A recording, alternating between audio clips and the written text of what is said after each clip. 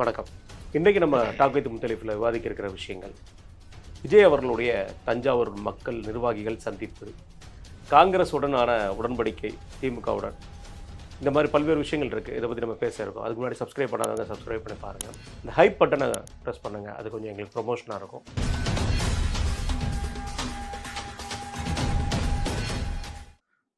வணக்கண்ணே. வணக்கம்.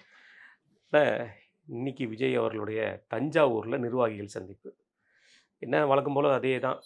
நீங்கள் நேற்றே சொல்லிட்டீங்க, அவர் தண்ணியிலே விளக்கம் கொடுப்பாரு அப்படிங்கிற மாதிரி சொல்லியிருந்தீங்க. இதில் என்ன குறிப்பிட்றதுனா, இன்றைக்கி திருச்சி விமான நிலையத்திலேருந்து இவர் வர்ற வரைக்கும் நிறைய ஆக்சிடெண்ட்டு, இந்த டூ வீலரில் வந்தவங்களும் ஆக்சிடெண்ட்டு. இன்றைக்கி மீடியா அதையுமே எடுத்து போட்டுட்டாங்க. ஏகப்பட்ட பசங்க ஆக்சிடெண்ட்டாக இருந்திருக்காங்க. நேரத்துக்கு வந்துட்டார், பேசவும் செஞ்சுருக்கிறாரு.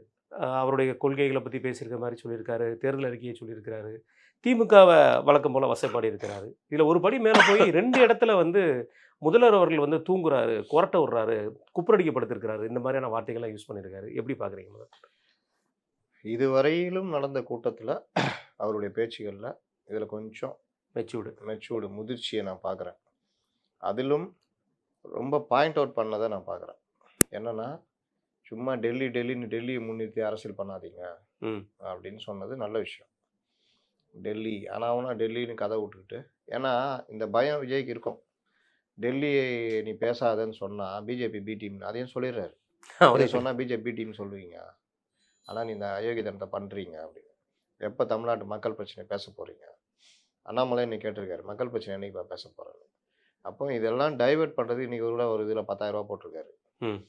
வருவாய்த்துறையா இடைநிலை ஆசிரியர்கள். அப்போ இந்த மாதிரி மறைமுகமாக கிட்டத்தட்ட இந்த வாக்காளர்களை கவருகின்ற வேலையும் பண்ணிக்கிட்டு, இன்னொரு பக்கம் இப்போ இந்தி எதிர்ப்பு அப்படின்னு இப்போ திருச்சியில் நடந்த சம்பவத்தை, அப்போ இவர் டெல்லியை முன்னிறுத்தி தான் அரசியல் பண்ணுறாரு, மக்களை ஏமாத்துறாரு அப்படின்றத இன்னைக்கு போட்டு வெளுத்திருக்காப்புல. சிறுபான்மை மக்களுக்கு பாதுகாவலராக இருக்காருன்னு கதை விடுறீங்கன்றதும் போட்டு வெளுத்திருக்காரு. ரெண்டும் நல்ல விஷயம். 3வது எனக்கு பிடிச்ச விஷயம், அடிக்கடி சொல்லிக்கிட்டு இருக்கிறது தான், மாற்றம் இல்லை, சூழ்நிலைக்கு ஏற்ற மாதிரி வருவோம்னு சொல்கிறத இந்த தடவை அதை ஓரளவுக்கு நிரூபிச்சிருக்காரு. ஓகே, நீட்டு விலக்கு கிடைக்காதுன்னு தெரிஞ்ச நீட்டு விலக்குன்னு உருட்டுனீங்க அப்படின்னு சொல்லியிருக்காரு. ஏமாத்துனீங்க மக்களை, போலி வாக்குறுதி கொடுத்தீங்கன்னு உண்மையிலேயே பாராட்டுறேன். ஏன்னா இதை மட்டும் சொல்லக்கூடாது, இதை தாண்டி நீட்டு நீ விலக்குன்னு இனி உருட்டாத, நீட்டு விலக்கு வராது, அது இந்திய அரசியலமைப்பு சட்டத்தால் நிறைவேற்றப்பட்டது. நீ ஏதாவது நல்லது செய்யணும்னு நினச்சோன்னா மாவட்டத்துக்கு 2 நீட் பயிற்சி மையம் தொடங்கணும், சிலபஸை அதுக்கேற்ற மாதிரி மாற்றணும். போன தடவைலாம் சொன்னார், நாங்கள் ஆட்சிக்கு வந்தால் போட்டித் தேர்வுகளுக்கு ஏற்றார் போல் சிலபஸை மாற்றுவோன்னு. ஓப்பனாக புதிய கல்விக் கொள்கையை கொண்டு வருவோன்னு சொல்லுங்கள், தப்பே கிடையாது. இதில் என்ன இருக்குது? நாங்கள் அமல்படுத்துவோம், அதில் தமிழகத்திற்கு பாதகமாக இருக்கிற விஷயங்களை நாங்கள் அனுமதிக்க மாட்டோம்னு சொல்லுங்கள், நல்ல விஷயம். அப்போ ஓப்பனாக இறங்கி மாற்றத்தை நோக்கி நகர்ந்தால் உண்மையே வரவிருப்போம். அப்போ இவர் நீட்டு பற்றி ஓரளவுக்கு புரிஞ்சிட்டாரு, இவர்கள் ஏமாற்றுறாருன்ற கொண்டு வந்துட்டார். ஏன்னா அதிமுக சொல்ல நீட்டு விலை கொடுப்போம்லாம், இவர்கள் தான் நீட்டை வச்சுட்டு கண்ணீர் விட்டுக்கிட்டு அழுதுகிட்டு சீனை போட்டுக்கிட்டு அந்த மாணவர்களை பயமுறுத்திக்கிட்டு இந்த வேலையெல்லாம் பண்ணாங்க. மாணவர்கள் ஒரு கட்டத்தில் புரிஞ்சுக்கிட்டு, இது போட்டித் தேர்வு, படித்தா பாஸ் ஆகலாம், இன்னொன்று நீட்டில் எந்த வயசு வரைக்கும் நீங்கள் எழுதலாம், படிக்கலாம் அப்படின்றதுனால அது போயிடுச்சு. இப்போ இவர் அதை பாயிண்ட்டை தொட்டிருக்காரு. விஜய் தொட்டால் நல்லாயிருக்கும். கூடுதலாக நாங்கள் ஆட்சிக்கு வந்தால் நீட்டு விலக்குன்றது சாத்தியமில்லைன்னு எங்களுக்கு தெரியும். நாங்கள் ஆட்சிக்கு வந்தால் மாவட்டந்தோறும் 2 இலவச பயிற்சி மையங்கள், நீட் பயிற்சி மையங்கள் இலவசமாக தொடங்குவோம். முதல் தடவை +2 பாஸ் பண்ணுறவங்களுக்கு இலவச பயிற்சி கொடுப்போம். சிலபஸை 9th நாங்கள் நீட்டுக்கு ஏற்ற மாதிரி, போட்டித் தேர்வு ஏற்ற மாதிரி மாற்றுவோம் சொன்னீங்கன்னா உண்மையிலேயே நீங்கள் அக்கறையோடு இருக்கீங்கன்னு அர்த்தம். இது ஒன்று. அவர் சொல்ல மறந்த கதை ஒன்று, வருங்காலத்தில் அவர் சொன்னார்னா நல்லாயிருக்கும், இவங்களை போட்டு வெளுத்துடலாம். இருமொழி கொள்கை. இந்த இருமொழி கொள்கையை வச்சுக்கிட்டு ஏமாற்றிக்கிட்டு இருக்கிறாங்க. ப்ரைவேட்டு ஸ்கூல் எல்லாம் 3 மொழி இருக்குது. கவர்மெண்ட் ஸ்கூலு, கவர்மெண்ட் எய்டட் ஸ்கூலில் படிக்கிற பசங்களுக்கு 3வது மொழி கற்றுக்கிறத தடுக்கிறாங்க. இருமொழி கொள்கைன்றத வரட்டு இதை வச்சுக்கிட்டு இந்த மொழியை வச்சு அரசியல் பண்ணுறாங்க. 3வது மொழி எங்களுடைய வீட்டு பிள்ளைகள் ஏன் கற்றுக்கக்கூடாது? அதை டச் பண்ண நினைக்கிங்களா? நீங்கள் பண்ண மாட்டாங்க, வாய்ப்பு ஆனால் பண்ணால் நல்லாயிருக்கும். கொஞ்சம் விரிவாக அதுக்கான இதை எடுத்துகிட்டு விரிவாக வச்சு அடிக்கணும். அடித்ததோடு விடக்கூடாது, அடித்த உடனே இவங்க ஆரம்பிப்பாங்க. ஆமாம், நாங்கள் பார்த்தீங்களா பாஜக விடின்னு சொன்னோமா, இந்தி ஆதரவுன்னு. இந்தி திணிப்பை எதிர்க்கிறோம். ஆனால் விரும்புகிற 3வது மொழியை கற்பதை ஆதரிக்கிறோம். அது இந்தியா இருக்கட்டும், மலையாளமா இருக்கட்டும், தெலுங்கா ஏதாவது ஒரு இருக்கட்டும். மொழி. 3வது மொழி கத்துக்கிறத தடுக்கிறதுக்கு நீ யாரு? அப்படின்ற கோஷத்த தாவேகா கையில எடுத்துச்சுன்னா, உண்மையிலேயே மாற்றத்தை ஏதோ விரும்புறாங்கன்னு அர்த்தம். இல்லாட்டி வழக்கமான திராவிட கட்சிகள்ல 10ஓட 11 அத்தோட இது ஒண்ணுன்னு முடிவு பண்ணலாம். அதுக்கு பிறகு நீங்க சொன்ன மாரி இந்த மாரி விஷயம் காதுல டால்டா ஊத்துறாங்க. எல்லாம் என்ன சொல்றதுன்னே தெரியல. லோக்கல்ல எங்க இருக்கிற அடுத்த பசங்கள்ட்ட வீட்டு போய் நெய்யில ஸ்வீட்டு போடாதீங்க. லோக்கல்ல இருக்கிற பசங்கள்ட்ட போய் எழுதி வாங்கிட்டு வருது. டால்டாவே இன்னைக்கு இல்லாம போச்சு. அதுதானே. ஆனா இவரு டால்டா ஊத்துறதுன்னு பத்தி அன்னைக்கு சொன்னார்ல அந்த மாரி தான். இதெல்லாம் தவிர்த்துட்டு ஒரு மெச்சூரிட்டியான ஒரு பேச்சு பேசணும். ஆனா என்ன சக்தி? ஆதிபராசக்தி, ஓம் சக்தி ஓம் சக்தி, பராசக்தி, திமுக ஒரு ஒரு தீய தீய சக்தி. சக்தி. அது பயங்கர ஸ்லோகனா போய் சேரும். முழுசுமே திமுகவை வம்பிழுக்கிற வேலை பண்ணிட்டாரு. எங்கள பார்த்து திமுக, அதிமுக பயப்படுது அப்படின்றாரு. அது வழக்கமான ஒண்ணு தான். ஆமாங்க பயப்படுறாங்க தான். பயப்படாமலாம் இல்ல. நீங்க வாங்குற ஓட்டு யார் கால வாரி விட போமோன்னு எல்லாருமே யோசிக்கிறாங்க. அது கரெக்ட். அதில் ஒரு வார்த்தை சொல்லியிருக்காருன்னா, எனக்கு மறுஜென்மத்தில் எந்த நம்பிக்கையும் கிடையாது. அடுத்த ஜென்மம் பிறந்தா நான் விவசாயியா பிறக்கணும்னு ஆசைப்படுறேன்னு. மறுஜென்மத்துல நம்பிக்கை கிடையாதுன்னு சொல்லல. நான் வந்து இந்த மாரி விஷயம் எனக்கு தெரியாது. ஒருவேளை அப்படி இருந்தால் அப்படி விவசாயிங்கிற சொல்லியிருக்காரு. விவசாயி. அது இந்த மேற்கு மண்டலத்தை கவர் பண்ணுறதுக்காக இந்த வார்த்தையை விடுறாங்க. இந்த வார்த்தைகள்லாம் யாருங்க இது பண்ண போறா? கவுடிக்கிறதுக்கு இல்லை. நீங்க இதோட போயிட்டு இதோட 10 நாள் கழிச்சு மறுபடியும் வருவீங்க. இதெல்லாம் வந்து எடுபடாது. இன்னைக்கு தாவேகாக்கு எடுபடணும்னா கீழ கேடர்ஸ் அவங்க மத்தியில் நீங்க வேட்பாளர் நான் தான் சொன்னேனே வேட்பாளர்கள் நீங்க மிஞ்சி போனா 10 வேட்பாளர் தெரியும். மீதி எல்லாம் மாவட்ட செயலாளர் இருந்து எல்லாருமே துட்டு கொடுக்க சொல்றாங்க. அவன் துட்டு கொடுக்க முடியாது. அப்படி இல்லாட்டி ஆளை கூட்டு வருவாங்க. அவன் வந்து மக்களுக்கே தெரியாதவனா இருப்பான். அப்புறம் எங்க இருந்து இது பண்ணுவாங்க? கண்டிப்பாக இந்த பிரச்சனை அவங்களுக்கு நடைமுறை சிக்கல்ல இருக்கு. அதே மாதிரி போன தடவை நான் சொன்னது டிவிக்கே தான் தமிழ்நாடு, அதாவது விஜய்னா தான் தமிழ்நாடுங்கிற மாதிரி ஒரு வார்த்தையை சொல்லியிருந்தேன். தமிழ்நாடு அன்னைக்கும் டெல்லி அன்னைக்கும் மேட்சுங்கிறீங்க. அது என்ன கிரிக்கெட்டில் கூட வர முடியாதுன்னு சொல்லி அதையும் கொஞ்சம் லைட்டாக ஒரு சாடி இருக்காரு. அதுலேயும் விசில் சத்தம் சிஎஸ்கே மூலமாக தான் வருதுங்கிறதையும் சொல்லியிருக்காரு. எப்படி பார்க்குறீங்க?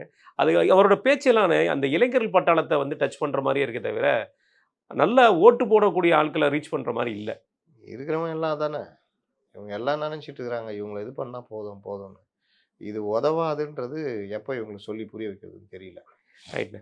அடுத்து நான் குறிப்பாக சொல்ல போனால் அவருடைய அந்த தேர்தல் வாக்குறுதியில் ஒரு விஷயத்த சொல்கிறாருண்ணே. அதில் சொல்கிறது வந்து அவர் சொல்கிறது அந்த ரேஷன் கடை விஷயத்தில். அதில் வந்து பார்த்தீங்கன்னா 500 ரேஷன் கார்டுக்கு நான் ஒரு கடை அமைப்பேங்கிற மாதிரி சொல்கிறாரு. இது எப்படி சாத்தியம்? அது என்னென்ன இது புரியும்? இப்போ அது அப்படிதான் இருக்கு. சரி அதை விடுங்க. மத்திய அரசு கொண்டு வர்ற அந்த திட்டம் வந்து நீங்கள் ரேஷன் கடைன்றது இல்லாமல் போயிடும் போகுது. அப்புறம் ஒரு ஆணுக்கு ஒரு இடையாளர் ஒரு காசாளர்ன்ற மாதிரிலாம் கொண்டு வருவாங்க. இதெல்லாம் மத்திய அரசு ரேஷன் கடையை நவீனப்படுத்திட்டு இருக்குது.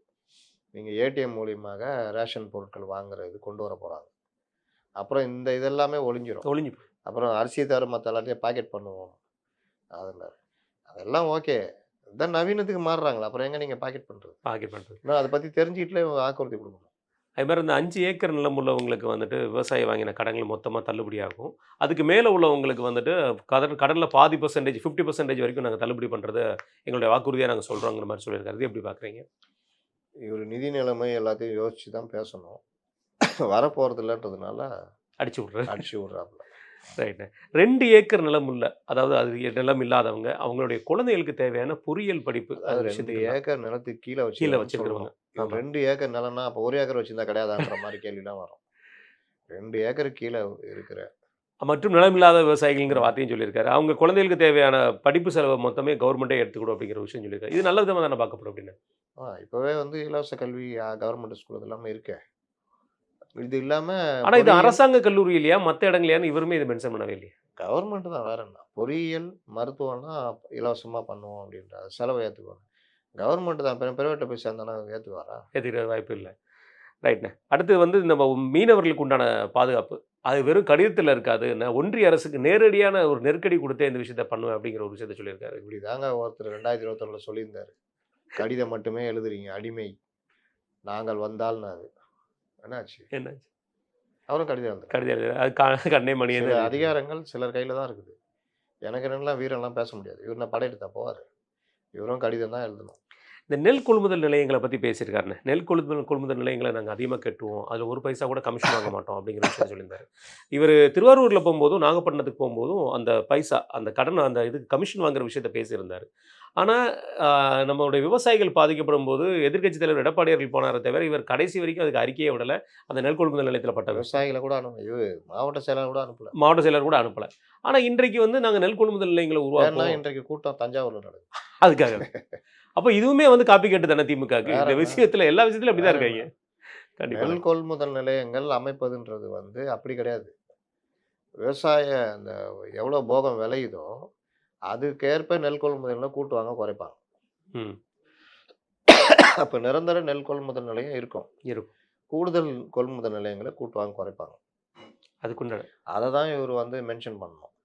சரி, நெல் கொள்முதல் விலை ஏத்துவோம்ன்னு சொன்னாரா? சொல்லல. அத பத்தி பேசவே இல்ல. கரும்புக்கு உண்டான விலைய பத்தி பேசல. அது அந்தந்த ஊர் கேள்வி கேட்டாரு.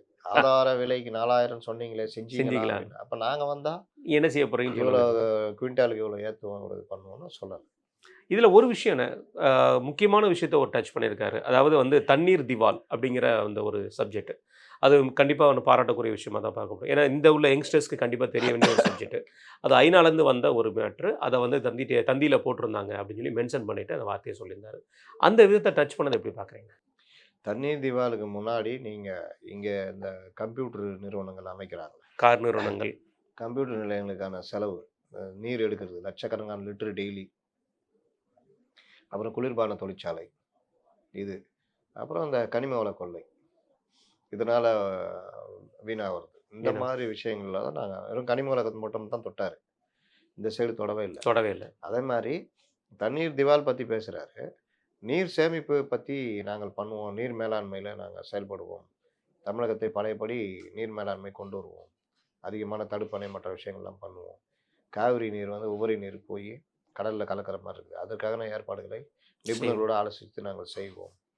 அப்புறம் ஏரி, குளங்கள் ஆக்கிரமிப்பு எல்லாத்தையுமே அகற்ற முயற்சி பண்ணுவோம். இதெல்லாம் சொல்லணும். இதெல்லாம் பண்ணா தான் வேலை ஆகும். கண்டிப்பாண்ணே. சும்மாலாம் நீரை சேமிக்க முடியாது. அதே மாரி இப்பவும் ஒரு தண்ணீர் அதே விளக்கம் மாரி என்னன்னா சென்னையில நிலத்தடி நீர் சேமிக்கிறதுக்கான திட்டம் ஜெயலலிதா கொண்டு வந்தாங்க. அதுக்கு பிறகு பெருசா இவங்க யாருமே கண்டுக்கிறது இல்ல. ஈடுபடல. அந்த விஷயத்துல கவனம் செலுத்தணும். அதே மாரி ஜப்பான் போன்ற நாடுகள்ல ம். இதுலயே கீழயே சுரங்கம் அமைச்சு நிலத்தடி நீரை சேமிக்கிறாங்க. பல லட்சம், அதான் பல டிஎம்சி தண்ணிய தண்ணி. சேமிக்கிறாங்க. அது வெயில் காலத்துல மத்ததுக்கு அந்த நகரத்துக்கே உதவுது. அந்த மாரி திட்டங்கள்லாம் யோசிப்போம்ன்னு சொன்னா நல்லாருக்கும். ம். கண்டிப்பாண்ணே. அதை தாண்டிண்ணே, தண்ணீர் விளக்கத்தில ஒரு முக்கியமான ஒரு அம்சம் வந்து, கரூர் விஷயத்துல இருந்து ஜனநாயகன் படம் விஷயம் வரைக்கும் என் மேல பழிய தூக்கி போட்டுட்டே இருப்பீங்க. ஆனா வந்து ஜனநாயகன் விஷயத்துக்கு மறைமுகமா முதல்வர் அவர்கள் இருந்து எனக்கு உதவி பண்ணியிருக்காரு. அதுக்காக நான் நன்றி தெரிவிச்சுக்கிறேன் அப்படிங்கிற ஒரு வார்த்தையே சொல்லியிருக்கிறாரு. ஒரு சைடு வந்து எனக்கு எஸ்ஓபி போட்டு அ என்ன முடக்க பார்க்குறீங்க. இன்னொரு சைடு என் மேல பழி பழியா பேசி என்ன முடக்க பார்க்குறீங்க. இவங்க 2 பேரும் கூட்டாளிகள் தான். த்ரூ ஓவர் ஃபோன் ஓவரும் பேசிக்கிறாங்க. அப்படிங்கிறத சொல்லியிருக்காங்க. அதிமுக சைட்லேருந்து இப்போ வரைக்கும் நம்ம பார்த்துருக்கோம். இவர் மேல பழியோ, மத்த விஷயங்கள் எதுவுமே பேசல. ஈவன் தோ அவருடைய விவாகரத்து விஷயத்தில கூட எல்லாருமே ஒதுங்கிட்டாங்க. இத பத்தி நாங்க பேச மாட்டோம்னு சொல்லி. ஆனா மீண்டும் மீண்டும் அதிமுகவ சம்மந்தமே இல்லாம வலைக்கு இழுக்கிறத எப்படி பார்க்குறீங்க? அரசியலுங்க. அதிமுக, திமுக கட்சிகள் இருக்கு. திமுக மட்டுமே அடிக்கிறாரு. ஏடிஎம் கூட அடிக்கலன்ற மாரி வரதுனால, போற போக்குல லைட்டா அங்கங்க இல்ல அதுக்கு தொடுறாரு. சரியான காரணத்த சொல்லி அடிக்கலாமேண்ணே. இது என்ன அவரு கரூர் விஷயத்தில அவர் தான் சப்போர்ட் பண்ணாரு. ஆனா அவருக்கு அதுக்கு நன்றி தெரிவிக்கல. நான் தான் சொல்றேனே, கரூர் விஷயத்துல இவருக்கு குற்ற உணர்ச்சியே இல்ல. நம்மளால தான் 41 பேர் இறந்து போனாங்கன்ற குற்ற உணர்ச்சி கொஞ்சம் கூட இல்ல. அது ஒரு மோசமான நிலைப்பாடு. அதே மாரி கரூர் விவகாரத்துல நீங்களும் தான் குற்றம் சாட்டப்பட்டவர். ம். யோக்கியர் மாரி பேசிட்டு இருக்கக்கூடாது. அதுல சிபிஐ விசாரணை கேட்டது மத்தவங்க மக்கள். கேட்டாங்க. நீங்க ஒரு நபர் கமிஷன் கேட்டீங்க. உச்சநீதிமன்றம் சிபிஐ விசாரணை குடுத்துருக்கு. அப்ப நீங்க அத பெருசா வரவேற்று எல்லாம் பண்ணீங்க. ம். இப்ப உட்காந்துட்டு என் மேல குற்றம் சாட்டுறாங்கன்னா, பின்ன நீங்க என்ன குற்றத்துக்கு அப்பாற்பட்டவரா? சம்பவத்துக்கு காரணமான எல்லாரும் தான் பண்ணுவாங்க. ஒரு இடத்துல ஒருத்தன் மாடியிலேருந்து விழுந்து செத்துட்டான்னு வச்சுக்கங்க. அந்த கான்ட்ராக்டர் மேலயும் வழக்கு போடுவாங்க. அந்த உரிமையாளர் மேலயும் வழக்கு வழக்கு போடுவாங்க. போடுவாங்க. அவங்க என்ன மேல தள்ளியா விட்டாங்க? அந்த செக்ஷனு அந்த இதுக்கு இவங்கள பொறுப்பாக்கி தான் போடுவாங்க. அது வழக்கு விசாரணை நடந்து, அதற்கு பிறகு தான் இவர்களுக்கு ஃபைனா, இல்ல தண்டனையா என்னன்றது தெரியும். ஏன்னா அஜாக்கிரதையாக இருந்து மரணம் ஏற்பட காரணமா இருத்தல், அந்த செக்ஷன்ல தான் போடுவாங்க. ம். அப்ப நீங்க அஜாக்கிரதையா இருந்து தானே மரணம் ஏற்பட காரணமா இருந்தீங்க. ஆமா. கொலை பண்ணீங்கன்னு சொல்லலையே. அதனால அஜாக்கிரதையாக இருந்து உங்க இஷ்டத்துக்கு 12 மணின்னு ஒருத்தர் சொல்லுவாரு. என்ன கேட்டா புஷியெல்லாம் தூக்கி உட்கார வைக்கணும். புஷி இருக்கார்ல அதுல. ஆமா இருக்காருல்ல. வழக்கு பதிவு அப்ப செஞ்சிருக்கீங்க. இந்த விவகாரங்கள்லாம் போட்டு பண்ணணுன்றது தான் நம்மளுடைய இது. அதே மாதிரி எஸ்ஓபி. எஸ்ஓபின்றது பொதுவான ஒரு இது. அதுல என்ன உனக்கு ரோட் ஷோ தனியா நடத்தணும்னு. இதோ இன்னைக்கு பார்த்தோம்ல ரோட் ஷோவ. என்னண்ணே இது? ரொம்ப எத்தன மோசம். பேர் விழுந்தானுங்க. காயம் இந்த தடவ காயம். அதிகமானவர். ரொம்ப பேர் மயக்கம் போட்டு கிடந்தாங்க. அப்ப இதெல்லாம் இந்த புஸ்ஸிய பிடிச்சு உள்ள வச்சிடணும். புஸ்ஸிய பிடிச்சு உள்ள போட்டா பாதி பிரச்சனை தீர்ந்துரும். ஆனா இது ரோட் ஷோல வர வாய்ப்பு இருக்காது இல்லண்ணே? ரோட் ஷோல வராது. வராது. ஆனா இந்த மாரி வர வைக்கிறதெல்லாம் புஸ்ஸி. பூசி. அதான் பிரச்சனை. கண்டிப்பாண்ணே. ஓவராலா இந்த தாவேக்காவோட இன்னைக்கு விஜய் அவர்களுடைய இந்த நிர்வாகிகள் சந்திப்பு, திமுகவுக்கு வந்து ஏதாவது ஒரு வகையில வந்து நெருக்கடியா ஏற்படுத்துமா? அல்லது தாவேக்காவுக்கு மிகப்பெரிய பலத்த குடுக்கும்னு நீங்க நினைக்கிறீங்களா? எப்படி நினைக்கிறீங்க? திமுகவே பெரும்பாலும் வம்பு இழுத்துருக்காரு. பேசு பொருளா சில விஷயங்கள மாத்தி விட்டுருக்காரு. அதுக்கெல்லாம் இவங்க உட்காந்துட்டு இப்ப பதில் சொல்லிட்டு இருப்பாங்க. அதனால இது கொஞ்சம் இதுவா போகும். இதுல கூடுதலாக இப்போ இவர்கள் விர்ச்சுவல் வாரியர்ஸ் இந்த டிவி சேனல்கள் பேர்ல போலி கார்டுகள உருவாக்கி பண்ணிட்டு இருக்கிறாங்க. இது எல்லாம் ஒரு அரசியல் கட்சி செய்ற வேலை கிடையாது. இந்த மாரி வேலை பண்றதெல்லாம் வந்து இவர்களுக்கு பெரிய பேக் ஃபயர் ஆகும். ஆமா, அது பத்திரிகையாளர் சங்கம் வேற கண்டனம் தெரிவிச்சிருக்காங்க. பத்திரிகையாளர்கள பத்தி போடுறாங்க. அந்த வேலைலாம் பண்ணக்கூடாது. நீங்க அவர்கள விமர்சனம் பண்ணுங்க அதெல்லாம். அவங்கள நேரடியா போட்டுலாம் வம்பு இழுத்தீங்கன்னா, விஜயகாந்த் கதி தான். ம். அத புரிஞ்சுக்கிட்டா கரெக்ட்டா இருக்கும். இத நம்ம சொல்லப் போறது அந்த தலைமைக்கு சொல்றோம். கீழ இருக்கிறவங்க சொல்லல. கீழ இருக்கிறவன் அந்த வேலை செய்ய தான் செய்வான். இதை தலைமை ஆதரிச்சு ஜாலி கொண்டாடிட்டு இருந்தீங்கன்னா, உங்களுக்கு அடி வேற மாரி விழும்.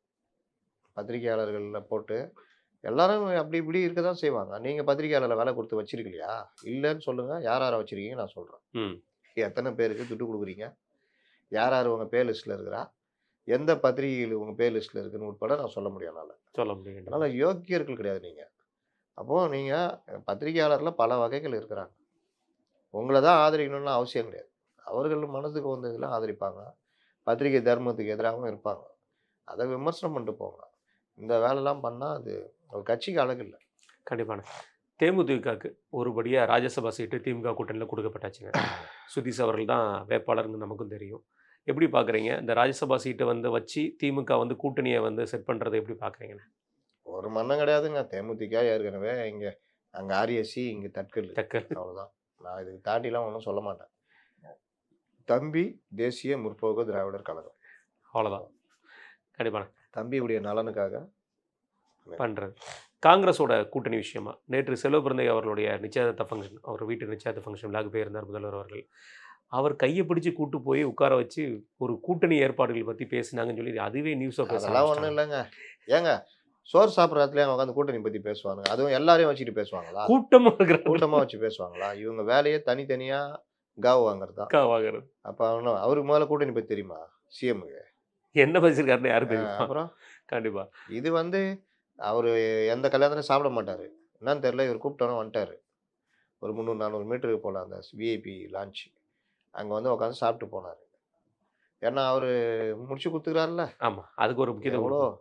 அதனால இந்த எம்பி சீட்டுக்கு செல்வ பெருந்தகை, பீட்டர் அல்போன்ஸ், கே.எஸ். அழகிரி, திருநாவுக்கரசர் டெல்லியிலேயே முகாமிட்டாராம். திருநாவுக்கரசர், அப்புறம் அந்த அ பவன் கிருஷ்ணசாமி கேர், அவரு. பவன் கிருஷ்ணசாமி. கேர், ஆ. அபிஷேக் மனு சிங்வி, மீனாட்சி நடராஜன் 7 பேர் போட்டி போடுறாங்க. இதுல அபிஷேக் மனு சிங்விக்கு கொடுக்கறதுக்கு வாய்ப்பு இருக்கு. அப்படி இல்லைன்னா ஆகச் சிறந்த நண்பர் செல்வ செல்வபிரந்தை. பெருந்தகை கூட கொடுக்கறதுக்கு வாய்ப்பு இருக்கு. அதனால இந்த அறிவிப்பு இன்னைக்கு நாளைக்கு வரும். ஈவினிங் வந்து சைன் பண்றதா ஈவினிங் சொல்றாங்க. சைன் சொல்லிட்டு இது பண்றாங்க. நாளைக்கு எலெக்ஷன்லண்ணே. ராஜ்யசபா நாளைக்கு வேட்புமனு மனு தாக்கல் பண்ணக்கூடிய விஷயம். ரைட்ண்ணே. இது தாண்டிண்ணே, திமுக விஷயத்துல வந்து பெரிதும் பேசப்படுறது வந்து குறிப்பிட்ட அமைச்சர்கள் நேத்துமே நம்ம விஷயத்துல இதுல சொல்லியிருந்தோம். இன்னொரு விஷயம் குறிப்பிட்டுறேன். நம்ம தான் எல்லாத்தையும் பிரேக் பண்றோம். அதுதான். ஏன்னா நேத்து உட்காந்துட்டு என்ன சொன்னாங்க? சேரவே சேராது. நான் பிரிஞ்சிருச்சு. என்ன சொன்னேன்? டேய் சேரவே சேராதுன்னு சொன்னப்ப கத்துனீங்க. அப்புறம் நீங்க உட்காந்துட்டு சேரவே சேராதுன்றீங்க. இப்ப மாறிடுச்சு நிலைமை. சேரதான் போறாங்க. அதுல நீங்க ஒரு விஷயம் இரு கவனிச்சீங்களா இல்லையான்னு தெரியலண்ணே. நீங்க ட்வீட் போட்டீங்களே நம்ம இங்க இருக்கும்போது, நம்மளும் ஒரு ட்வீட்ட போட்டு விட்டுருவோம்னு ஆமா. சொல்லிட்டு, அந்த 28 சீட்டு அதுக்கப்புறம் அதுலேருந்து 1/2 மணி நேரத்துலேருந்து அது ஒரு பிரேக்கிங் நியூஸா வந்து போட்டுருந்தாங்க. அதே அதே அப்படியா? கண்டென்ட். நாங்க இங்கேருந்து வண்டியில ஏறினோன்னு பார்க்குறோம். அப்படியே அதே கண்டென்ட் நம்ம பேசின அதே கண்டென்ட்ட பிரேக்கிங் நியூஸா இப்ப இவங்க வந்து 28, 31 இதுல ஏதாவது ஒண்ணு முடியும்னு சொன்னோம். அதேதான். அதேதான். +2 இப்போ 1 அப்போ 1 சொன்னோம். அதுதான். அதேதான். அதனால இதுக்கு நேத்து ஷாக் கொடுத்த ஸ்டாலின். அதுன்னு யாரு புதிய தலைமுறை. புதிய தலைமுறை. அப்புறம் முன்னணியில் நின்ற முடிச்சு கொடுத்த சிதம்பரம். இதில் முன்னணி அமைச்சர்களுக்கு பலருக்கும் வந்து நம்ம நிறைய இந்த மேட்டர் டச் பண்ணியிருந்தோம். ஆனால் இப்போ திமுகவில் பரபரப்பாக பேசப்படுறது முன்னணி அமைச்சர்களுக்கு பலருக்குமே வந்து சீட் இந்த முறை கிடையாது அப்படிங்கிற விஷயத்த சொல்கிறாங்க. அது மாதிரி திமுக எம்எல்ஏல பிரசன்ட் எம்எல்ஏல வந்து ஒரு 20 பேருக்கு என்னமோ சீட் இல்லைங்கிற ஒரு விஷயமும் இது பரபரப்பாக 20 பேசப்படுது. பேருக்கு தானா? 20 பேருக்கு இல்லைங்கிறது பேர் 20 குறிப்பிட்ட பேருக்கு தானா? அப்படின்ற நான் கேட்குறேன். வேலு கிடையாது. இங்கே மயிலாப்பூர் மயிலாப்பூர் எழிலன் கிடையாது. அவருக்கு என்ன கிடையாது. அவர் நல்லா சப்போர்ட் பண்ணி பேசக்கூடிய ஆளாச்சே. வேலை செய்யணும்ல. டாக்டர் அவர் கூடயே இருக்காரு. சிஎம் கூடயே. அதனால Correct. என் கூடயே இருந்துட்டாப்ல. அதனால அவர் கிடையாது. அப்புறம் வந்து ம், பிரபாகர் ராஜா ஆ மெயினாக அதை விட்டுறீங்க. நல்லா பேர் வாங்கி வச்சுக்கிறாரு. ஆமா. அதனால பிரபாகர் ராஜா கிடையாது. ராயபுரத்தில் அவருக்கு இல்லைங்கிற ஒரு வார்த்தை வந்துருச்சு. எபினேசர் கிடையாது. ட்ரீம் மூர்த்தி ட்ரீம் மூர்த்தி ஆக்டிவ் கிடையாது. ஸ்மூத்தி கிடையாது அவருக்கு. 5 அன்மகங்களை உண்டு. ஆர்டி சேகர் கிடையாதுன்னு நினைக்கிறேன். ஓ, அவருக்கும் கிடையாது. ஆமா. அவர் கேபிபி சாமி தம்பி அவர் சங்கருக்கு. சங்கருக்கு தராங்களான்னு தெரில. தெரில. ஆனால் லிஸ்ட்டில் இருக்கிறதுன்னு இவங்க கொடுத்துருக்கிறது வெளியே வந்து சேப்பாக்கம் திருவள்ளிக்கேணி உண்டு. 1000 விளக்கு 1000 விளக்கு எழில்னு சொல்லிட்டேன். திருவள்ளிக்கேணி அதாவது திருவள்ளி மயிலாப்பூர் சொல்லிட்டேன். ஆ. சோழிங்கநல்லூர் உண்டு அரவிந்தன் ரமேஷ்க்கு. அவர் வேற சுதர்சன் அவருக்கும் இல்லைங்கிற மாதிரி சொன்னாங்க. மாதவரத்தில் சுதர்சன் அவர்களுக்கும் இல்லைங்கிற ஒரு சுதர்சனம் ஒதுக்க முடியாது. ஏன்னா கஷ்டம். மாவட்ட செயலர் அவர் தான் ஆமா. முக்கியமான பொறுப்பில் இருக்கிறாங்க. இது வேற யார் சொல்லிக்கிறாங்க? வெற்றி அழகன் வில்லிவாக்கம் தொகுதி அவர் அவரு பேராசிரியர். வேணான்ட்டாருங்க. அவரே. அவரே வேணான்ட்டாரு. அவருக்கு சில விஷயங்கள் ஒத்து வரல. அதனால வேணாம். ஆனால் பெரிது பேசப்படும் பொருள் இதில் இருக்கிறது இல்லைண்ணே. அண்ணன் பரந்தாமன் அவர்களுக்கு வந்து எழும்பூர் தொகுதி இல்லை அப்படின்னு. பரந்தாமனை காலி பண்ணி தான் இவரு செல்வப்பிரந்தை ட்ரை பண்றாரு. இவரு நம்ம சேகர் பாபு. ஒருவேளை பரந்தாமன் இதுல இந்த மாதிரி முடியுதுன்னா செல்வப்பிரந்தைக்கு ராஜ்யசபா கொடுக்குற மாதிரி இருந்தா பரந்தாமன் தப்பிப்பார். பல்லாவரத்தில் கருணாநிதி அவர்களுக்கு இல்லை. கிடையாது. அதான் சொன்னேன். இன்னைக்கே விருதியராஜ். ஆமாம், அது மாதிரி குடியாத்தத்தில் வந்து அமுலு அவங்களுக்கு இல்லை அப்படிங்கிற விஷயத்தை அது சொல்கிறேன். தெரியல. அது sorry. தெரியல. இதில் பெருசாக பேசப்படுறது வந்து ஸ்ரீரங்கத்தில் உள்ள பழனியாண்டி அப்துல் வகாப்புக்கும் இருக்காது. பாளையங்கோட்டையில் அவங்களுக்குமே இல்லை. மஸ்தானுக்கும் கொடுக்கறதுக்கு வாய்ப்பு இருக்கா இல்லையா தெரியல. பொன்முடி கிடையாது. அது மெயினாக இப்போ சொல்லப்படுது. அவர் பையனுக்கு யாராவது ஒரு பையனுக்கு கொடுப்பாங்க. அதை வச்சு இது பண்ணுவாங்க. துரைமுருகனும் கிடையாது. அது ஐப்பெரிசாமி கிடையாது. இப்படி பார்த்தீங்கன்னா வந்துருமே. அவர் அனிதா ராஜேஷன் கூட இல்லை அப்படிங்கிற ஒரு விஷயம் பேசப்படுது. இப்போ ஈடி தோண்டுச்சுன்னா பல பேருக்கு இருக்காது. அது ஒன்று இருக்கு. ஆனால் அண்ணன் ராஜா அவர்களுடைய பேச்சு 2G ராஜா அப்படின்னா ரொம்ப ஃபேமஸ்ஸு. அவரை சொல்லக்கூடியது அப்படி தான் வச்சு பேசக்கூடியது. அவர் ஒரு விஷயத்தில் மீட்டிங்கில் பேசும்போது என்ன சொன்னார்னா, பிஜேபி கூட கூட்டணி வச்சதை வந்து நாங்கள் வந்து எப்படி வச்சுருக்கோம், காமன் மினிமம் அஜெண்டா மூலமாக வச்சுருந்தோம். அதில் குறிப்பாக சொல்ல போனால் நீங்கள் வந்து எந்த சொல்லும் அயோத்தியா ராமர் கோயில் கட்டக்கூடாது, ஆர்டிகல் 370 உங்களுடைய இது இருக்கக்கூடாது, அப்படி காமன் மினிமம் அஜெண்டாவோட தான் நாங்கள் உங்களுடைய கூட்டணி ஆட்சி அமைச்சு மத்தியில் ஆட்சியில் இருந்தோம். எங்களுக்கும் பாஜக கூட கூட்டணி வச்சதுக்கும் அதிமுக பாஜக கூட்டணி வச்சதுக்கும் கம்பேர் பண்ணி பேச முடியாது அப்படிங்கிற வார்த்தையை சொல்லியிருக்காரு. எப்படி பார்க்குறீங்க? இப்போ 2002 கோத்ரா கலவரம் வந்தப்போ வெளியே வந்திருக்க வேண்டியதானே? அதில் காரணம் மோடி இல்லைன்னு கூட சொன்னார் அவர். சட்டம் ஒழுங்கு பிரச்சனை. சட்ட ஒழுங்கு பிரச்சனைன்னு அது சொல்லி முட்டு கொடுத்தீங்கல்ல. அப்போ எங்கே போச்சு உங்களுடைய இது? பாபர் மசூதி இடிப்பை நாங்கள் ஏற்றுக்கொள்ள மாட்டோம்னு சொன்னாங்களாம். அதான் இடிச்சிட்டாங்கல்ல. இடிச்சதுக்கப்புறம் தான் கூட்டணி வச்சு. நீங்கள் இருக்கிற அந்த கவர்மெண்ட்டில் தானே அந்த இது ரத யாத்திரைலாம் போனாங்க. அன்னைக்கு என்ன பண்ணீங்க? அதற்கு பிறகு அந்த நீங்கள் இருந்த கவர்மெண்ட்டை ரத யாத்திரை போய் கவுத்தி விட்டாங்க. அப்புறம் எப்படி நீங்கள் அவங்களோட போய் சேருவீங்க? 99ல் எப்படா ஜெயலலிதா விலகுவாங்க சேரலாம் தானே இருந்தீங்க. சரி 5 வருஷம் இருந்தீங்களா, ஏன் கழட்டி விட்டீங்க? ஆமாம், காமன் பெனியன் ப்ரோக்ராம் ஒத்து வரலன்னு கழட்டி விட்டீங்களா? காங்கிரஸ் கூட போனீங்க. காங்கிரஸ் கூட அடுத்து போனீங்க. சரி இவ்வளோ யோகியம் பேசுகிறீங்களா? இலங்கை தமிழர் பிரச்சனையில் உங்கள் நிலைப்பாடு என்ன? 2009ல் அந்த இனப்படுகொலையில் நீங்கள் என்ன பண்ணீங்க? ஒரே ஒரு உண்ணாவிரதம் 1/2 மணி நேரம் இருந்துட்டு கிளம்பி போயிட்டீங்க. அப்புறமும் போர் நிற்கல, குண்டுமலை பொழியுதுன்னு கேட்டால் மழை விட்டாலும் தூவானம் விடாதுன்னு சொன்னீங்க தானே நீங்கள்? ஆமாம், பாஜகவோட கூட்டணி வைக்கிறது வந்து அன்னைக்கெல்லாம் அது பாசிச கட்சியாக தெரியலையா? பொது சிவில் சட்டம் வந்து பாஜகவுடைய அடிப்படை. 5 வருஷத்துக்காக தூக்கி ஓரம் போட்டுருவாங்களா? அன்னைக்கு அவங்களுக்கு இது இல்லை, கம்முன்னுட்டாங்க. இன்றைக்கும் பொது சிவில் சட்டம் மெஜாரிட்டி இல்லை, வராது. அது ஒரு அவங்களுடைய ப்ரோக்ராம். இப்போ 400 சீட் வந்தால் வந்திருக்கோம் கண்டிப்பாக. அதே மாதிரி வேற என்ன? எமர்ஜென்சி கொண்டு வந்த கட்சியோடய கூட்டணி வச்சுருக்கீங்க, எங்கள் மேலே விமர்சனம் இருக்குது. ஆனால் அதுக்கு எல்லாமே ஒரு அடையாளம் இருக்குதுன்னு சொல்லிட்டு அடையாளம் கடைசியில் யாருன்னு பார்த்தா நம்முடைய முதல்வர் அவர்களை சொல்லியிருந்தார். என்னென்னமோ வளர்றாருங்க, பாதி புரியலங்க. என்னென்னவோ சொன்னாலும் கைத்திட்ட ரெடியாகிறாங்க. கடைசியில் மொத்தமாக சுற்றி வரும்போது ஒன்றுமே புரியாத அளவுக்கு பேர் மட்டும் தெரிஞ்ச மாதிரி இருந்தது. எமர்ஜென்சி வந்து இந்திரா காந்தி மன்னிப்பு கேட்டாங்க. நீங்கள் எப்படி போய் தொங்கிக்கிட்டு அந்த எம்பி சீட்டுக்காக பண்ணி அது உண்மையிலே நடந்ததானே? எது? இந்திரா காந்தி அவங்க வந்து இங்கே மேடையில் வருத்தம் தெரிவிச்சாங்க. தீவுத்தடலில். ஏங்க அவங்க ஆட்சியை பிடிக்கணுங்க. அதுக்காக ஏங்க இந்தியா ஃபுல்லாக அவங்க பேர் கட்டு போய் கிடக்குதுங்க. அப்ப அவங்க வந்து இந்த மாரி ஒரு விரும்பத்தகாத நிகழ்வு நடந்தது. இனி அந்த மாரி நடக்காதுன்னு அவங்க ஒரு உறுதி குடுத்தாங்க. ம். அந்த உறுதியின் அடிப்படையில இது அது பண்ண வந்து இந்தியா முழுதும் எதிரொலிச்சது. நீங்க இங்க ஜனதா கட்சி ஒண்ணுக்கு இவங்க லாயக்கே இல்லன்றது தெரிஞ்சு போச்சு. இவங்களுக்குள்ளேயே அடிச்சுக்கிறாங்கன்னு. அதனால நிலையான அரசு வேணும்னா இந்திரா காந்தி வேணுன்றது இந்தியா ஃபுல்லா பரவுச்சு. இன்னொன்னு அப்போ இந்திரா காங்கிரஸ் இந்தியா ஃபுல்லா பயங்கர ஸ்ட்ராங் இல்ல. ஆமா. உங்களுக்கு எமர்ஜென்சினால தானே அவங்க பேர் கவுந்தது. கெட்ட பெறச்சு. மத்தபடி உங்களுக்கு எதிர் சக்தி எதுவுமே இல்லையே. ஜெயபிரகாஷ் நாராயணன் உருவாக்குனார் சரி. மொரார்ஜி தேசாய் ஒரு பிடிவாதக்காரரு. சரண் சிங்கும் ஒரு இது. ஜெகஜீவன் ராமும் ஒரு இது. இவங்களுக்குள்ள எல்லாம் ஒரு இது. பட்டு 2வது போச்சு. இவங்களுக்குள்ள என்ன பிரச்சனைலாம் கொண்டு வந்தாங்க? இரட்டை உரிமை. ம். இந்த அது பெரிய அத்வானி, வாஜ்பாய் வந்து ஆர்எஸ்எஸ்லயும் இருக்காங்க. ஜனதா கட்சியில இருக்காங்க. அதனால அத ரத்து பண்ணணும். இந்த மாரி புதுசு புதுசா பிரச்சனைய கொண்டு வந்து ஆட்சிய தொடர்றத விட ஆட்சிய கவுக்குறது வேல தான் நடந்தது. குடிப்பு. இந்திரா காந்தி தற்காலிகமாக தான் வீழ்த்தப்பட்டார். இந்திரா காந்தி ஒண்ணும் அழிஞ்சு போயிடல. இந்திரா காங்கிரஸ் பலமா இருந்தது. தமிழ்நாட்டுல பழைய காங்கிரஸ் பயங்கர ஸ்ட்ராங்கு. காமராஜர் மறைவுக்கு பிறகு அதுவும் இந்திரா காங்கிரஸ் கீழ வந்துடுச்சு. அப்ப இன்னும் ஸ்ட்ராங் ஆயிட்டாங்க தமிழ்நாட்டுல. ம். இவருக்கு தோல்வி மேல தோல்வின்னோன, இவரு ஏதாவது பண்ணணுன்றதுக்காக இந்திரா காங்கிரஸ் கூட ஒரு கூட்டணி சேர்ந்தாரு. பார்லிமென்ட் எலக்ஷன்ல. அதுக்கு ஒரு உருட்டு. சொந்த பையனே வச்சு வெளுத்தாங்க உள்ளக. அதெல்லாம் விட்டு நேருவின் மகளே வருக நிலையான ஆட்சி தரும் உருட்டுனாரு. ஊட்டிட்டு 37 சீட்டு ஜெயிச்ச உடனே, அடுத்து வந்து இப்ப சட்டசபை தேர்தலுக்காக ஆட்சிய கலைக்கிறதுக்கு வேலை பண்ணாங்க. இந்த ஆ 2014ல இவங்க கூட்டணி இல்லாம போனாங்க. அதுக்கு காரணம் சொல்லுவேன் நானு. யார் கூட? நாடாளுமன்றத்தில இவங்க கூட கூட்டணி காங்கிரஸ் கூட கூட்டணி இல்லாம திமுக அது வெளிய வந்து காரணம் 2G. 2G 2G விவகாரத்துல அரெஸ்ட் பண்ணாங்களா ராஜாவையும், இவங்க கனிமொழி அவர்கள. காங்கிரஸ் கவர்மெண்ட் தானே அரெஸ்ட் பண்ணுச்சு. ஆமா. அந்த கோவத்துக்கு தான் கூடா நட்பு, கேடாய் விளையும்லாம் ஒரு கலைஞர் இது பண்ணாரு. காங்கிரஸ கழட்டி விட்டாங்க. அதோட அவ்வளதான். இவ்வளோ ஏன் நீங்க குஜராத் கவர்மெண்ட்ல காங்கிரஸ் இருந்ததுல்ல. ஆமா. இது ஆதரவோட தானே அதரோட இருந்தது. நடந்தது. அன்னைக்கு அந்த ஜெயின் கமிஷன் அறிக்கையில திமுக இருக்குன்னு சொன்ன உடனே, திமுக வெளியேத்துன்னு பெரிய பிரச்சனை பண்ணாங்களா இல்லையா? ஆமா. இதே காங்கிரஸ் தானே. அந்த பிரச்சனை பண்ணி முடியாதுன்னோன தான் அவர் ராஜினாமா பண்ணாரு குஜரால்ல. அவரு நீ வேணா ஆட்சிய கவுத்திக்கோன்ட்டு ராஜினாமா பண்ணிட்டு போயிட்டாரு. அன்னைக்கு திமுகக்காக தானே அந்த ஆட்சி கவுந்தது. கவுத்தி விட்டாங்க. அது சொல்ல காங்கிரஸ். மறுக்க முடியுமா? இதே காங்கிரஸ் தானே கவுத்துச்சு. அதுக்கப்புறம் அதே காங்கிரஸ் கூடலாம் கூட்டணி கூட்டணி சேர்ந்தீங்களா சரி. இல்லையா? கண்டிப்பா. இது தொடர்ந்துண்ணே இன்னைக்கு திருச்சியில ஒரு அந்த நுழைவாயில ரயில்வே ஸ்டேஷன் நுழைவாயில வந்து தமிழ் பேர வந்து உச்சரிப்பு இல்ல. அது அப்படியே பேர் மாத்தம் வந்து ஹிந்தியில உள்ளத அப்படியே பேர் மாத்திருக்கீங்க. அப்படின்னு சொல்லி முதல்வர் அவர்கள் வந்து ஒரு கோவமா ஒரு அறிக்கை விட்டுருக்காரு. அதில குறிப்பா சொல்லப்போனா எங்களுடைய உணர்வ திட்டினீங்கன்னா, மீண்டும் ஒரு மொழிப்போர் வெடிக்கிற அளவுக்கு நாங்க இருப்போங்கிற வார்த்தையும் சொல்லியிருக்காரு.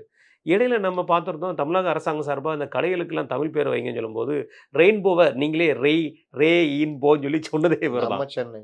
நம்ம சென்னையில. இப்படி முதல்வர் அவர்களே சொல்லிட்டு, இந்த சைடு இது இப்படி ஒரு விஷயத்துக்கு எதிர்த்து அறிக்கை வர்றத எப்படி பார்க்குறீங்க? கேலோ இண்டியா. கேலோ இண்டியா. எவ்வளோ சொல்லலாம் அடிக்கிட்டே போலாம் நம்ம. கேலோ இண்டியா போய் கூட்டு வந்தீங்கல்ல. கூட்டு வந்தாங்க. இங்க நடத்துனீங்களே செஸ் ஒலிம்பியாட். செஸ் ஒலிம்பியாடுக்கு. அதனால இவருக்கு தேவைப்பட்டா கண்டுக்க மாட்டாங்க. அந்த மொழிய எடுத்துக்கிறது. ஆனால் இந்த ஜல் ஜீவன்றத அவங்க மாத்துனாங்க பேரு. ஜல் ஜீவன் திட்டம் அப்படின்னு. அ இப்போ இந்த மாரி மாத்துறாங்கல்ல, இதெல்லாம் ஏத்துக்க முடியாது. அது ஹிந்தியில இருக்கட்டும், தமிழ்ல இருக்கணும், இங்கிலீஷ்லயும் இருக்கணும். 3 இந்தியே இங்கிலீஷ்ல டிரான்ஸ்லேட் பண்ணி பண்ணிக்கிறன்றது நமக்கு புரியாத ஒரு விஷயம். இப்ப வாட்டர் ரிசோர்ஸ் டிபார்ட்மெண்ட் அப்படின்னு நம்ம போட்டா, நம்ம அந்த டிபார்ட்மெண்ட்ட எடுக்கலாம். எடுக்கலாம். ரைட்டு. நீங்க அந்த வேற ஏதோ ஒரு அந்த பேர் வச்சுக்கிட்டு, இங்கிலீஷ்லயும் அதே போட்டு வச்சிருந்தீங்கன்னா, நம்ம எப்படி சர்ச் பண்ண முடியும்? நீர் மேலாண்மை திட்டம்னு தமிழ்ல இருக்கு. ஆனா கீழ வந்து இங்கிலீஷ். ஹிந்தியில பேர்ல இருக்கு, ஹிந்தியில இருக்கு. இது விரும்பாத மாநிலங்களிடம் நாங்கள் திணிக்க மாட்டோம். ஆங்கிலம் இருக்கும், ஹிந்தி வந்து திணிக்க மாட்டோன்றீங்க. 3 மொழின்றது எல்லா இதுலயும் இருக்கு. அத அப்படியே பண்ணிட்டு போ வேண்டியது தானே. கொஞ்சம் கொஞ்சமா நீங்க இந்த மாரி மாத்துறதுன்றது வந்து இவர்களுக்கு தானே சாதகமா போகும். ம். கண்டிப்பா. அதான் விஷயம். விடுதலை சிறுத்தை கட்சியோட தலைவரோட பொதுச் செயலாளரோட அண்ணன் ரவிக்குமார் நேற்று ஒரு பேட்டி குடுத்திருந்தாருண்ணே. அதில வந்து கேட்கப்பட்ட கேள்வியுமே ஒரு குதர்க்கமான கேள்வி தான். ஏன்னா என்ன சொன்னாங்கன்னா, தாவேகா வந்து ஜெயிச்சு முதல்வர் ஆவாருன்னு சொல்லியிருக்காரு செங்கோட்டையன் அவர்கள். நீங்க இத எப்படி பார்க்குறீங்க? அப்படிங்கிற மாரி சொல்லும்போது, அவர் ஒரு சீட்டு கூட ஜெயிக்க வாய்ப்பில்ல. கூட்டணிக்கு அவங்க கூட யாரும் செல்ல வாய்ப்பில்ல அப்படிங்கிற மாரி சொல்லி, அவர கொஞ்சம் ஒரு விதமா அடிச்சு பேசியிருக்காரு. எப்படி பார்க்குறீங்க? எல்லாருமே அந்த இவனுங்க இந்த இந்த ஜர்னலிசம்ன்றது இப்படிதான் போச்சு. அவர் சொல்றாரு, நீங்க என்ன சொல்றீங்க? என்ன சொல்றீங்க? திட்டவிட்டு அத செய்தியாக்கி, மறுபடியும் அத கொண்டு போய் அங்க அங்க யாரும் இல்ல. ஒருத்தருக்கு மைக்க பார்த்தோனே தலையாடும். இன்னொருத்தருக்கு இது. அருண்ராஜ் என்னமோ வாய விட்டாரு. இப்ப அவரும் எங்க காணாம போயிட்டாரு. இந்த மாரி தான் இருக்கு. அருண்ராஜ்லாம் தடை போட்டாங்கன்னு நெனைக்கிறேன். ஆளையே காணுமேண்ணே. அதனால ஒருவேள அவர் அவர் தொகுதிய மேடையிலயும் மட்டும் ஏத்த பார்த்து மாட்டேங்கிறாங்க. மேடையில ஏத்த மாட்டேன் தொகுதிய மட்டும் பார்த்துட்டு இருக்காரா? 2ஆம் கட்ட தலைவர்கள் யாரையும் ஏத்த மாட்டேங்கிறாங்க. பேச விட மாட்டேங்கிறாங்க. பேசினா வம்பு வருதுன்னு பேச விடலையோ? என்னன்னு தெரியல. இப்போ இன்றைக்கு கூட யாருமே பேசலையே. அதான் சொல்றேன். கூடுறதே மாமாங்கத்துக்கு ஒரு தடவ. ஆமா. அதுலயும் அந்த மாநில நிர்வாகிகள் ஒரு 2, 3 பேர் பேசணும்ல. பேசினா தான் அவங்களுடைய கருத்துக்கள் அ எடுக்கப்படப்படும். கூப்பா கிருஷ்ணன மேடை ஏத்தி விட்டாங்க. அவருமே வாய்க்கு வந்த மாரி பேசிட்டு இருந்தாரு. ரைட்டு. அப்போ இந்த மாரி விவகாரங்கள்ல இவர்கள் சொல்றாங்க. நேத்து கூட இவர்ட்ட கேட்கறாங்க அதே மாரி தான். கார்த்தி சிதம்பரத்திட்ட. அவர் முதல்ல பத்திரிகைக்கு பேட்டி குடுக்க சொல்லுங்க. அதுக்கப்புறம் அவர் கருத்துக்கு நான் பதில் சொல்றேன். சிம்பிளா அப்படின்ற மாரி டீசென்ட்டா கடந்து சொன்னாரு. போயிடுறாரு அவரு எல்லா விஷயத்துலயுமே. அதனால அவர் சில விஷயங்கள்லாம் சொல்றதெல்லாம் கரெக்ட்டா இருக்குது. அந்த அடிப்படையில இது. இது வந்து வன்மமாவும் திட்டக்கூடாது. அது ஒரு கட்சி தானே. ஆமா. கட்சியுடைய அரசியல் விமர்சனம் பண்ணணும். அத தாண்டி மத்த தாண்டி பேச வேண்டிய அவசியம் இல்ல. கண்டிப்பா. மிக்க நன்றி. ம். உங்க நேரத்தை கருத்தை